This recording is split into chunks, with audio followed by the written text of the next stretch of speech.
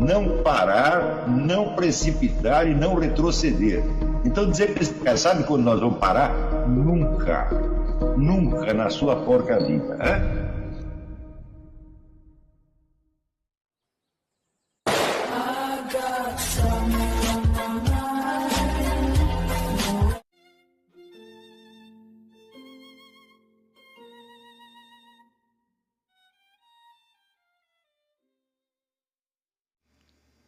E aí pessoal, tranquilo?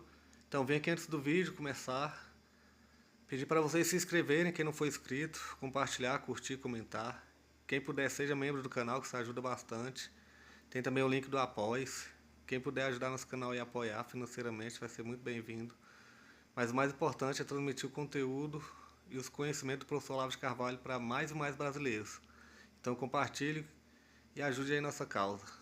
Muito obrigado a todos os membros, apoiadores do canal. Fico muito feliz. Tenho certeza que a gente está no caminho certo. Então fiquem com o vídeo e até mais. Valeu! Eu estou dizendo essas coisas porque elas são fundamentais para ajustar a sua percepção à realidade das coisas. E a percepção ajustada à realidade das coisas é a base da inteligência filosófica. Está entendendo? Foi porque as pessoas foram treinadas nessas coisas durante 2 ou 3 séculos que depois, quando chega no século XII e XIII, aparece aqueles camaradas capazes de perceber distinções finíssimas, distinções lógicas que normalmente ninguém perceberia e que você via ali em Santo Tomás de Aquino, em Duns Scott, tá certo? E nos escolásticos, até muito tempo depois, né? Soares, já 3 séculos depois, ainda tem essa percepção. Né? Quando você vê alguns escolásticos até do século XX, André Marc, nós temos um aluno chamado André Marc, mas não é ele, é um filósofo, grande filósofo escolástico do século XX chamado André Marc. Isto não veio do puro cultivo da inteligência raciocinante, isto veio do coração das pessoas, veio da sua realidade.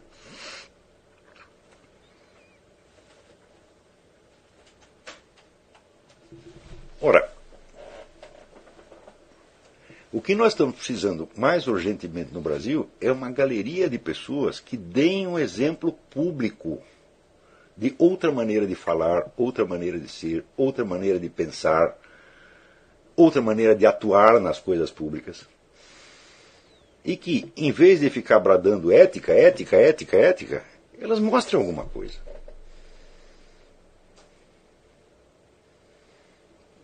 Não é isso? Desde o início do curso, eu insisto, vamos dizer, nessa virtude da sinceridade. Essa é a virtude básica da inteligência. Você tem que dizer as coisas tal como você as está percebendo, nem mais nem menos. Isso é muito difícil. Exige, primeiro, que a sua memória seja fiel à sua percepção. Ou seja, que você se lembre daquilo que você percebeu e não de uma outra coisa parecida que você, por analogia, pegue. Não é isso? Em segundo lugar, exige o domínio da linguagem, que está cada vez mais deficiente no Brasil. É trágico você ver o que está acontecendo na linguagem brasileira. É trágico, sobretudo quando a gente vê assim, as novas gerações. Não acreditem jamais que usando a linguagem atual da sua geração vocês vão conseguir alguma coisa, porque essa é a linguagem da impotência, essa é a linguagem que todo mundo fala e ninguém ouve. Muitas vezes a gente vê as pessoas usando os mesmos recursos linguísticos dos outros, porque são os recursos usuais, e elas acreditam que vão ser muito persuasivas assim, mas não vão. Reparem que nesses debates que circulam por internet, sobretudo, todo mundo fala e ninguém ouve. Então, mas isso é a antipersuasividade.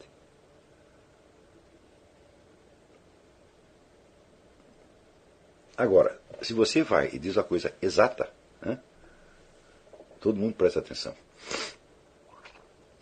Porque isso destoa de tal maneira do tagarelice geral. Porque tem ali alguma substância, tem alguma coisa real. Vamos dizer, este predomínio da realidade, esse predomínio do objeto do qual você está falando. Essa é outra coisa que eu sempre insisto nos meus cursos. Falo, aqui, o centro da coisa não é nem o professor, nem o aluno, é o do que nós estamos falando. Quer dizer, o objeto é soberano. É a ele que nós devemos. O assunto, ele é soberano, é a ele que nós devemos a nossa obediência. Tá certo?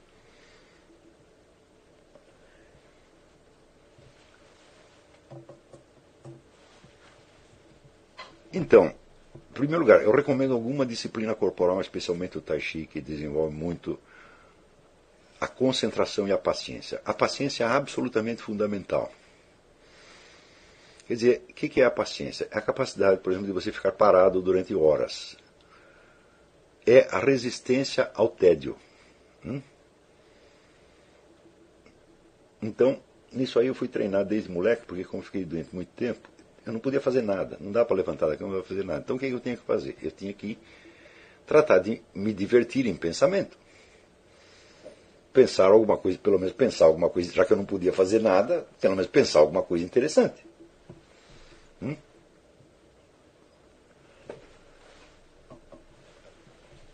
Isso é um bom exercício. Mais tarde, quando eu arrumei meus primeiros empregos horrorosos, e eu queria ser um escritor, mas eu não tinha nem tempo para isso, então o que eu fazia? Eu escrevia imaginariamente. Eu escrevia e guardava os meus textos na minha mente. Até hoje eu faço isso. Eu primeiro escrevo na minha mente, depois eu falo e depois eu escrevo. Quer dizer, quando eu escrevo a coisa já está pronta. Isso é um excelente exercício. Por exemplo, você quer dizer alguma coisa, pense as palavras que você vai dizer e guarde-as na cabeça, não as escreva. Repita uma vez, 2 vezes, 3 vezes. Outro exercício excelente. Decore poemas. Adotem, a partir de hoje, adotem como prática decorar um poema de qualquer língua por mês. Mas escolha coisa boa, nada abaixo de Shakespeare e Camões, pelo amor de Deus. Então, vou passar um exercício. Durante este mês, eu vou dar um mês inteiro, vamos começar com um pouco de exigência. Decorem o soneto de Camões que começa com a linha transforma-se o amador na coisa amada. Decorem este mês. Então, nós vamos decorar um por mês. Os poemas decorados, eles viram para você um repertório de recursos linguísticos que mais tarde lhes serão úteis. Tudo que você coloca na memória produz analogias, produz filhotes. E muitas vezes, você escrevendo, você produzirá certas frases que vão ter uma vaga ressonância camoniana. Isso se não for uma alusão. Por exemplo, eu reparo que no Brasil ninguém mais sabe o que é uma alusão. Uma alusão significa você fazer uma frase igual ou similar a de um autor conhecido, sem citar o nome, porque você presume que o seu leitor conhece e reconhece a alusão. É isso? Então, por exemplo, se você usa a expressão selva escura, você não vai dizer selva escura como dizia Dante, porque isso evoca imediatamente o primeiro terceto da Divina Comédia. Não é isso? Então, o número de frases que podem servir de alusões depende da existência de um público leitor apto a percebê-las. Mas a ignorância do que seja a alusão chegou no Brasil a tal ponto que até pessoas cultas se tornaram incapazes de perceber alusões. Eu me lembro que o Fernando Jorge escreveu um livro contra o Paulo Francis, acusando-o de plágio. Daí foi ver o que era o plágio, era um monte de alusões que ele fazia. Então, se o Paulo Francis dizia assim, ser ou não ser, eis a questão, e não dizia, como dizia Shakespeare, O cara chamava de plágio. Eu digo, mas não é possível. Quer dizer, a alusão é um mecanismo usual, clássico da literatura. E ela só funciona se você não mencionar o autor. Não é isso? Então, agora, todas as alusões vão ter que ter uma nota de rodapé, né? Shakespeare, tal peça, né? Página tal. É um absurdo isso aí. Ora, se as pessoas não percebem alusões, elas também não percebem figuras de linguagem. E, frequentemente, não percebem a distinção entre a linguagem direta, literal, e uma figura de linguagem. Portanto, a figura de linguagem começa a valer como se fosse uma coisa literal. O exemplo esse do Paulo Henrique Amorim, quando ele diz que o governo de Honduras é o nazifascismo, é uma hipérbole tão hiperbólica que chega, né, ao limite já da demência, da alucinação. Tá certo? Mas eu pergunto, quantos percebem isto? Hã? Por exemplo, a desproporção no uso da linguagem equivale à desproporção nos sentimentos e, portanto, à desproporção na percepção. Eu me lembro, por exemplo, que quando foi preso um juiz corrupto, o famoso juiz Lalau, ele tinha desviado ali 100 milhões. Né? A nação inteira ficou tão indignada com o juiz Lalau, mas foram, sabe, tempestades de palavras, né? Expressando indignação. Tinha gente que chorava de indignação por causa do juiz Lalau. Né? Eu digo, mas depois, quando prenderam o Champinha, ninguém ficou tão indignado assim. Quer dizer que você roubar um dinheiro é muito pior do que você, né, matar, estuprar, etc, etc. Eu digo, então, a alma do povo está completamente torta.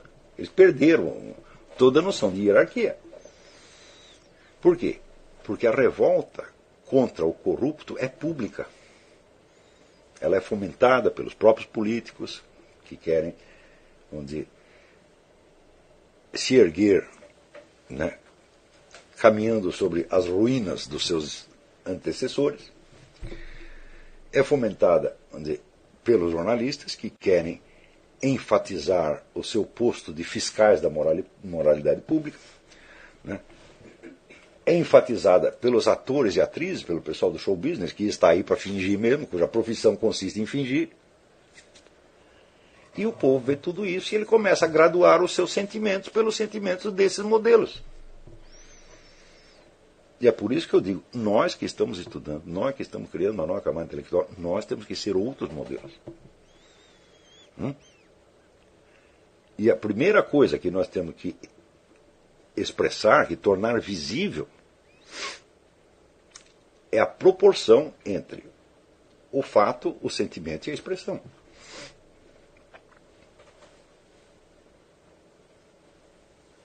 Porque se você, perante uma notícia do juiz Lalau, você chega à última ênfase da indignação, como é que você vai fazer para se expressar se alguém entrar na sua casa e matar toda a sua família? Você não terá palavras, né? Então, essa desproporção é uma das coisas mais feias que tornam a cultura brasileira eminentemente caricatural.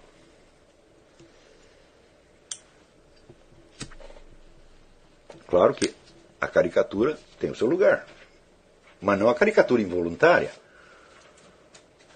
O humorismo é ótimo, mas quando ele é involuntário, né, ele é duplamente cômico, né?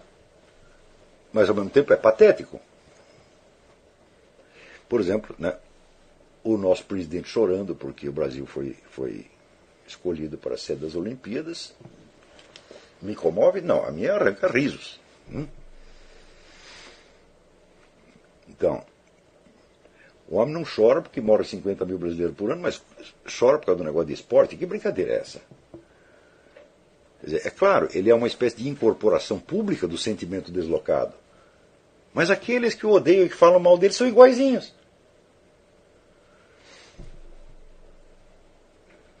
Então, se nós não corrigirmos essas coisas, nós não podemos, vamos dizer, o nosso corpo, as nossas emoções, a nossa linguagem não estão afinados com a realidade, a nossa inteligência também não está. E este é o grande obstáculo ao aprendizado. Não há obstáculos de ordem intelectual. Né? E eu acho que é o contrário. A gente vê as crianças brasileiras são extraordinariamente inteligentes e vivas quando tem uns 10, 12 anos. Mas daí quando chega aos 15 já virou tudo idiota. À medida que incorpora a cultura, acaba com eles. Isso, a experiência de muitos professores estrangeiros que lecionaram no Brasil confirma isso. Os brasileiros são muito inteligentes no começo e muito burros no fim. Quer dizer, não há nenhum problema natural, não é um povo naturalmente burro, é um povo emburrecido. E este emburrecimento não adianta você repará-lo na sociedade. O que funciona é você reparar como aquilo entra dentro de você. Eu reparo isso em mim todos os dias. Mas por reparar há muito tempo, eu já consigo refrear essas coisas, né? E trocá-las por outras expressões que são mais adequadas aos meus fins. Certo? Então, vamos fazer um intervalo aqui e depois passar a responder as perguntas. 5 minutos.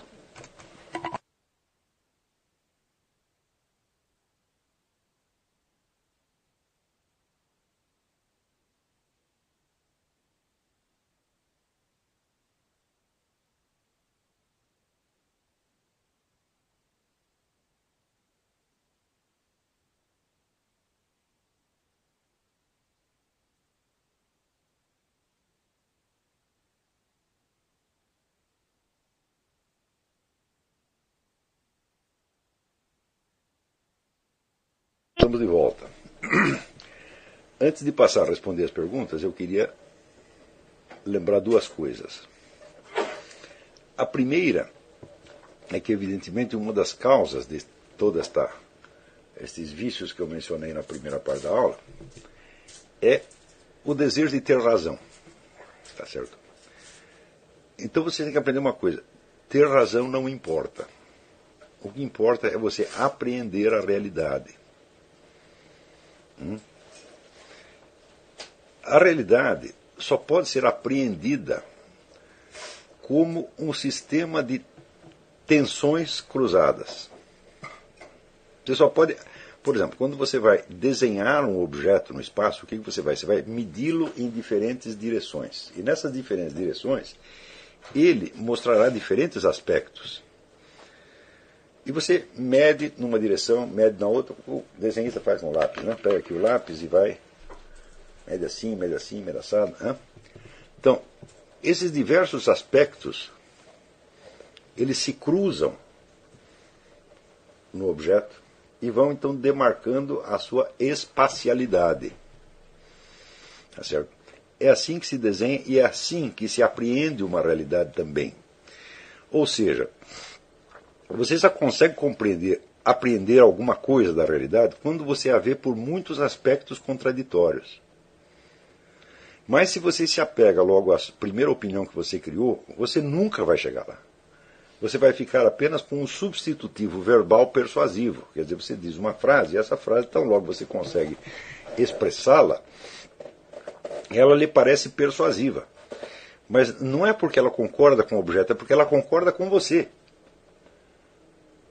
Ou seja, aí, no momento em que você emite esta frase, em que o outro concorda ou discorda, você está apenas no mundo dos intercâmbios humanos. Quer dizer, o objeto ficou de fora.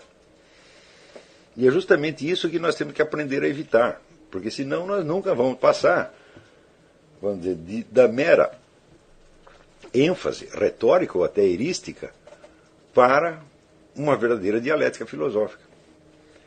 Então, isso quer dizer, as opiniões para o cidadão comum, o cidadão que não tem uma educação superior, são verdadeiras joias que ele conserva porque elas exprimem para ele a sua identidade pessoal. Quer dizer, ele se reconhece nessas opiniões. E quando alguém as repete, diz uma coisa que concorda com ele se sente reforçado na sua identidade. Então, nós precisamos nos acostumar, se nós queremos evoluir na vida intelectual, nós precisamos nos acostumar a não nos identificar com ideia nenhuma.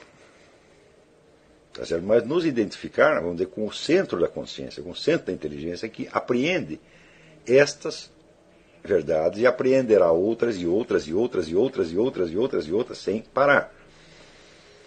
Ou seja, é preciso que a nossa identidade pessoal deixe de ter uma forma fixa e se transforme na identidade de uma força, de uma luminosidade.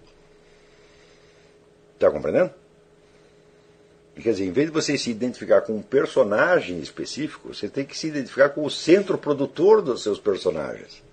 Porque isto é o que vem de Deus. É ali que você vê a ação do Espírito Santo. Agora, se você se apega às várias formas, você é como um ator que se identificou tão bem com um papel que você não consegue representar os outros. Então você perde o seu emprego. Entendeu? Então, não acredite no primeiro papel que você representar, nem no segundo, nem no terceiro, nem no quarto. As opiniões são realmente como papéis que você representa, num certo momento. E é necessário que você deixe que elas venham e vão. Elas sumam muitas vezes. Aos poucos você verá então a realidade do objeto se perfilar diante de você, como que magicamente. Então ali você, através de um processo mental, você transcendeu o meramente mental. Essa é uma certa passagem de nível, mas você precisa. É como, vamos dizer, o desenhista vai fazendo vários traços e de repente o que você vê ali não são traços, é o próprio objeto que está aparecendo ali. É uma espécie de um salto que você dá. A partir de um certo momento, a coisa deixa de ser traços num papel e adquire uma certa espacialidade, uma tridimensionalidade. É nisso que a nossa mente tem que chegar para você ter a certeza de que você está lidando com coisas reais. E isso só se obtém através da representação do objeto por meio de muitas linhas cruzadas, contraditórias. Vocês lembram aquele exercício aquele rapaz, o Newton, como é? Eu esqueci o nome, Newton, não sei do que. Ribeiro?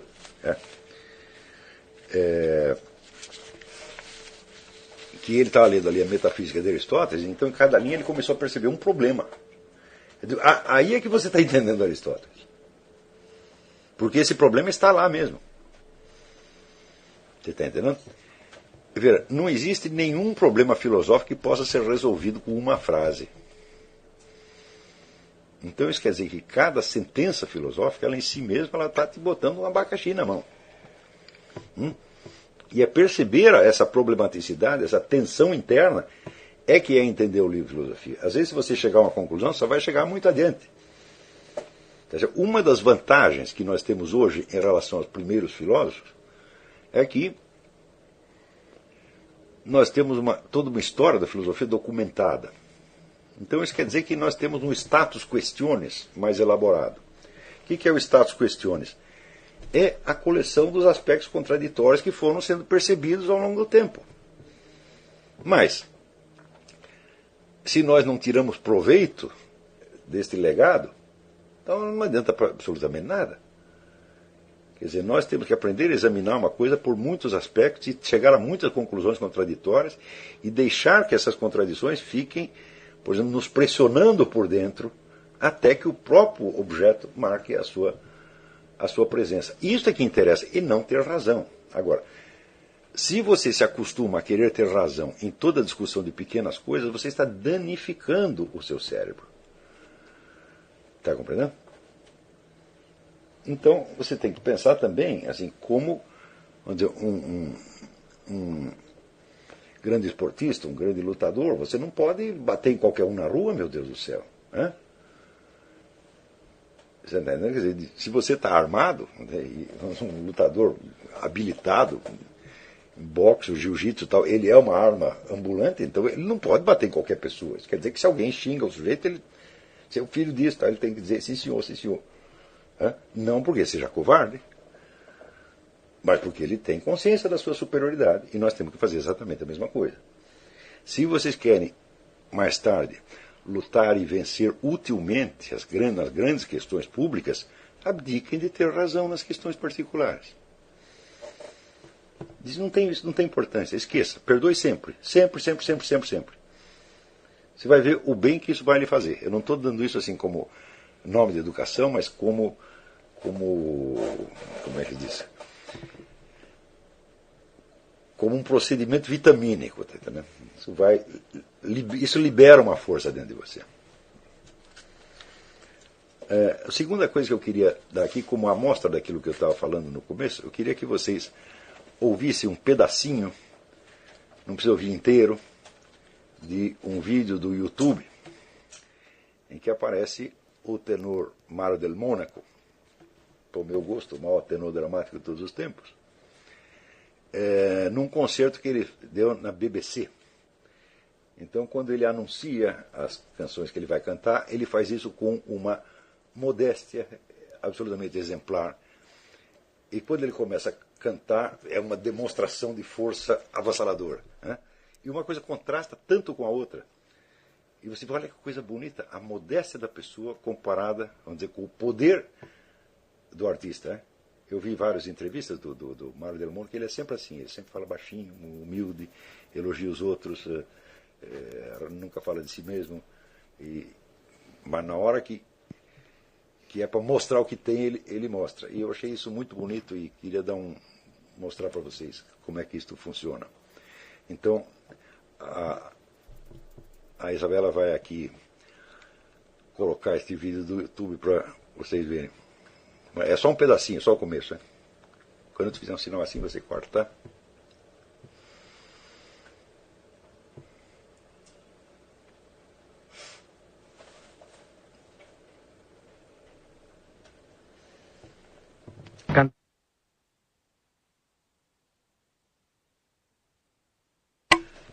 Então, acho que todo mundo já ouviu aí. Você vira o contraste, né, entre a modéstia da apresentação, tá certo? E a exibição de força logo no começo da interpretação. É um negócio absolutamente majestoso, né? Então, isso aí para mim é uma espécie de modelo. Quer dizer, você não diz o que vai fazer, você faça. Você não capriche na ênfase, capriche na realidade. É só isto, tá certo? O Mário del Mônaco, ele cantava assim por quê? Porque ele sabia cantar assim. Ele de fato nasceu com essa voz e o sujeito tinha até certas. O Mário era um sujeito muito, muito religioso, assistia a missa todo dia e rezava muito. E havia uma moça em Roma, uma moça cega. Mas enquanto ela estava ouvindo o Mário del Mônaco, ela enxergava. Terminava de cantar, parava de enxergar. Né? Então, aconteceram várias coisas desse tipo. Então, claro, esse é um dom de Deus. Não pertence a ele, de algum modo, tá certo? Então, também não há por que você ser moderado na exibição dessas coisas. Né? Essa é a força que você realmente tem e você te chamaram para mostrar o que... Mostra aí o que você sabe fazer. Está aqui. Né? Teve um sujeito que outro dia eu li no próprio YouTube, né, que disse mais ou menos o seguinte: eu entendo os críticos do Mário del Mônaco, porque ele tem a gravação do Mário del Mônaco cantando a área do Barbeiro de Sevilha, a área do Fígaro, que é para barítono. E ele é um tenor, vai lá e dá uma execução terrível, né? E daí um sujeito diz, eu entendo os críticos do Mário del Mônaco, que depois disso, qualquer sujeito que se aventurar a cantar isso vai ficar parecendo uma bichinha. Assim que o cara disse. Né? E é mais ou menos assim. Então, claro, vai deixar as pessoas complexadas, vão ficar com raiva, né? Muitos tenores perto dele parece realmente uma galinha. Mas, então, pediram para cantar, o sujeito cantou. Mas então, eu dei isso como um exemplo do que seria a verdadeira compostura.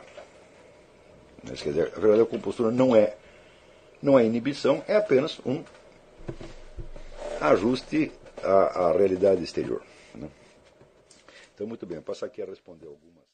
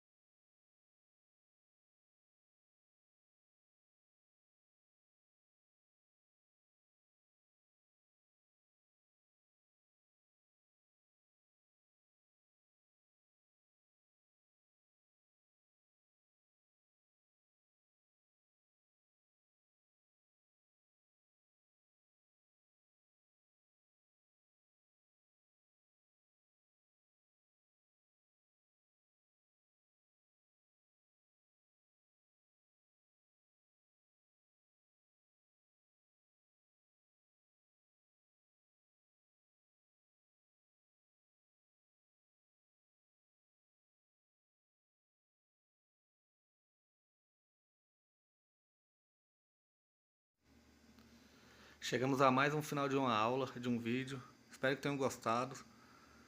Quem não se inscreveu ainda, se inscreva, compartilhe, comente. Ajude o nosso canal, apoie, seja membro. E ajude o nosso canal a chegar a cada dia a mais brasileiros que precisam muito do conhecimento do professor Olavo de Carvalho. Então é isso aí, fique com Deus, até o próximo. Valeu! Então é isso aí, pessoal. Que é o nosso canal. Que são alguns livros que eu já li. A maioria foi doação, mas alguns eu adquiri, professor Olavo de Carvalho. Alguns livros se perderam aí que eu emprestei. Professor Alexandre Costa. A Bíblia Sagrada.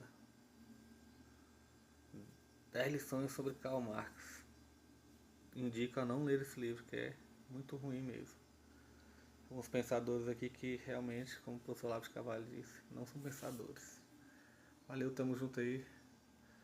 Apoie nosso canal, seja membro.